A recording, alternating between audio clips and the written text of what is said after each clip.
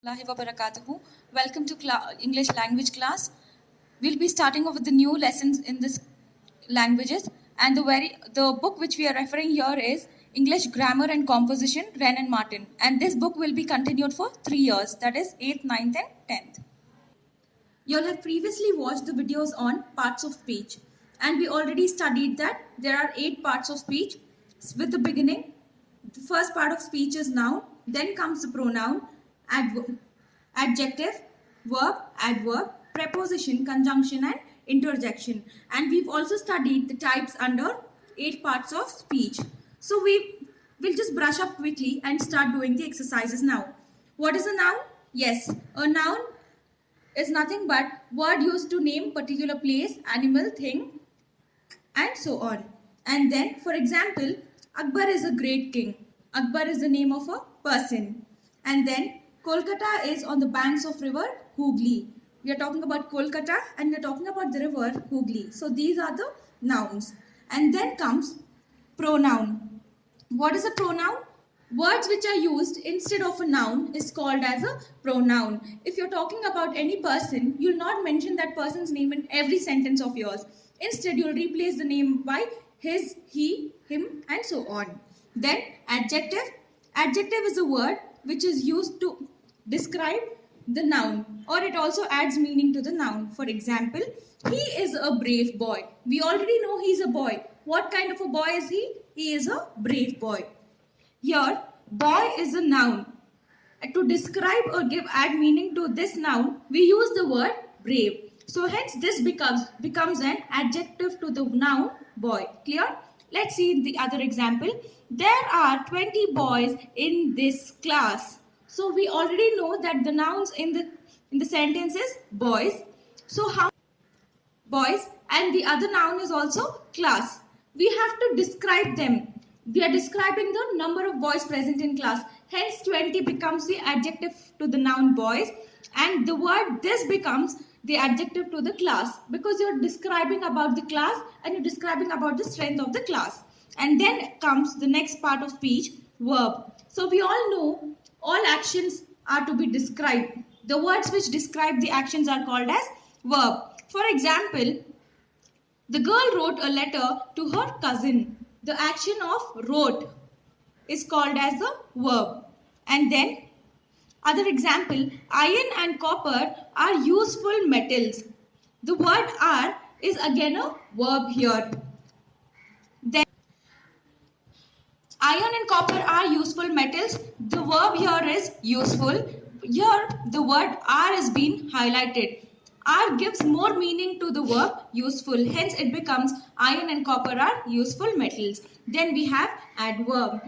So as we've described adjective giving more meaning to the noun, there are certain words which gives more meaning to the verb. So those words which adds meaning to the verb is called as a adverb. For example, he worked the sum quickly.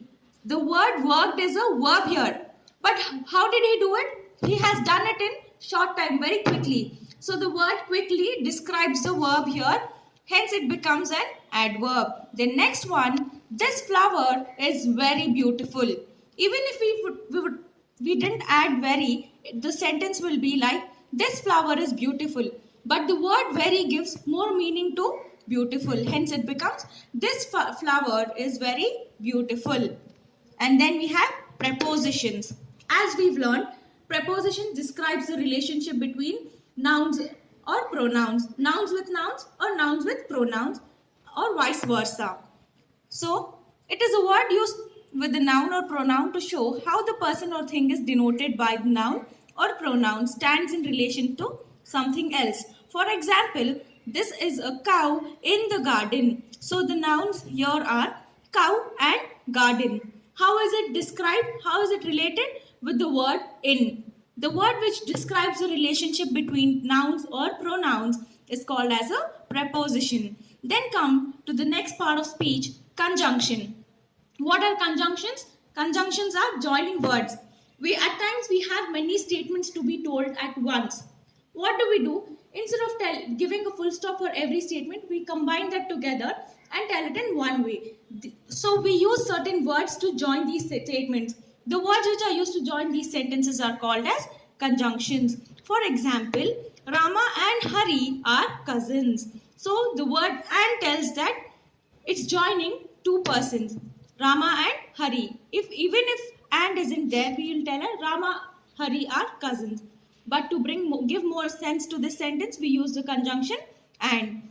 Then next one, I run fast but missed the train. I ran fast but missed the train. So here there are two sentences. I ran fast, I missed the train. Instead of I am joining these two sentences with the conjunction word as but. Clear?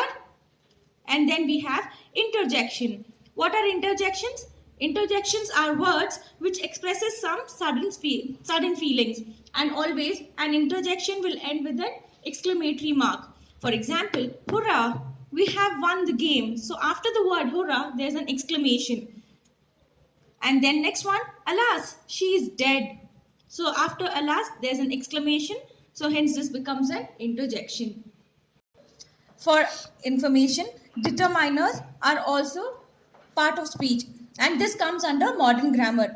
What are determiners? Determiners are words which comes before the nouns, and there are different types of determiners like a, an and the, which we've already studied as articles. And then we have this, that, these, those. These are called as demonstrative. These words will tell that something belongs to somebody. Then every, each, some, any, my, his, one, two, etc. So there are numbers, ordinals and possessives in determiners. So you need to keep in your mind that there are determiners, and whenever you come across these words, you need to tell that this part of speech is a determiner. And then look into the 18th point. As words are divided into different classes according to the work they do in a sentence, it is clear that we cannot say to which part of speech a word belongs unless we see it used in a sentence. So there are certain words, the moment you listen to the word, you will tell that, oh, this belongs to this part of speech. But at times, the same word comes in different sentences. And at that time, the part of speech can change from noun to pronoun, noun to adjective, or from verb to adverb, or from adverb to preposition. It depends. So you need to read the statement and then decide which part of speech the word belongs to. For example, we use the word after. So the first one, they arrived soon after.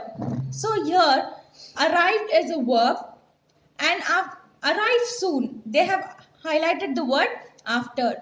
So the words which describes an adverb, the words which describes a verb are called as adverb. So they have described the verb arrive soon with the word after. Hence this becomes an adverb.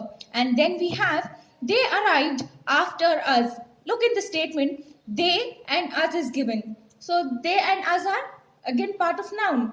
So they are describing the relationship between they and us using the word after. So hence this becomes a preposition. The next one, they arrived after we had left. There are two statements here. They arrived, we had left. So the word after joins these two statements as they arrived after we left. So the word after becomes a conjunction. So have you understood how after has become different part of speech in different sentences? Yes. So let's do the exercises now. Exercise in grammar 2. Name the part of speech of each italicized word in the following sentences, giving in each case your reason for the classification. So now, first one, still waters run deep. So here, waters is a noun, and there is a verb, still waters run deep. So here, look at the words in the statement, still waters run deep. So the noun in the statement is water. And how are they describing water? The water is still. It's not running. It's going underground. So the words which describes the noun are called as an adjective. So hence underline the word still and write it as an adjective. Similarly, come to question number 10. Muslims fast in the month of Ramadan. So here, Muslims fast. Fast is an action, right? So action words are called as verb. Underline the word fast and write it as verb. come to the 11th one. He kept the fast for a week. So here, he kept the fast for a week. Here we have a part of speech, he. So words which are used instead of nouns are called as pronouns. Underline the word he and write it as pronoun. He kept the fast for a week. So here, the word fast is italicized. It becomes a verb here. So the action word is called as verb. So you need to write it as verb. Then come to 15th one. I will watch while you sleep. So I will watch while you sleep. The word which is italicized is while. The word while is joining the two statements as I will watch you sleep. So instead of telling I'll watch you sleep, it's telling that I will watch while you sleep. Hence the word while will be underlined and it will be written as conjunction because it's joining two sentences. Similarly, you need to finish up the rest of the statements by yourself.